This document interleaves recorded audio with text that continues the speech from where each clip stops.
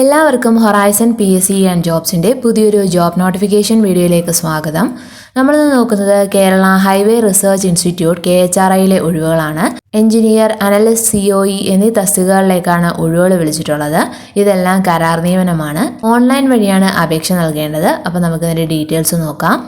www.cmd.kerala.gov.in എന്ന website വഴി ഓൺലൈനായിട്ട് ഫെബ്രുവരി 29 മുതൽ മാർച്ച് 10 വൈകിട്ട് 5 വരെയാണ് ഇത് അപേക്ഷിക്കാനായിട്ടാവുക.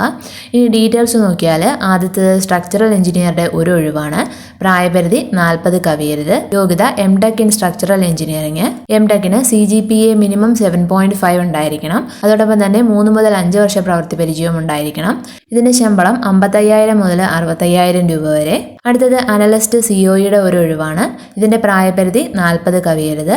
ഇതിന്റെ യോഗ്യത മിനിമം 70% മാർക്കോടെ ഏതെങ്കിലും വിഷയത്തിലുള്ള ബിരുദവും ഒപ്പം 3 വർഷ പ്രവൃത്തി പരിചയവും. ശമ്പളം 40,000 രൂപ. ഇതിലെ പ്രായപരിധിയും യോഗ്യതയും ഫെബ്രുവരി 1, 2024 അടിസ്ഥാനമാക്കിയാണ് കണക്കാക്കേണ്ടത്. ഇതിന്റെ തെരഞ്ഞെടുപ്പ് റിട്ടൺ ടെസ്റ്റോ അല്ലെങ്കിൽ ഇന്റർവ്യൂ വഴിയായിരിക്കും. അപ്പോൾ യോഗ്യരായിട്ടുള്ളവർ മാർച്ച് 10 വൈകിട്ട് 5 മുമ്പായിട്ട് ഓൺലൈൻ വഴി അപേക്ഷിക്കുക.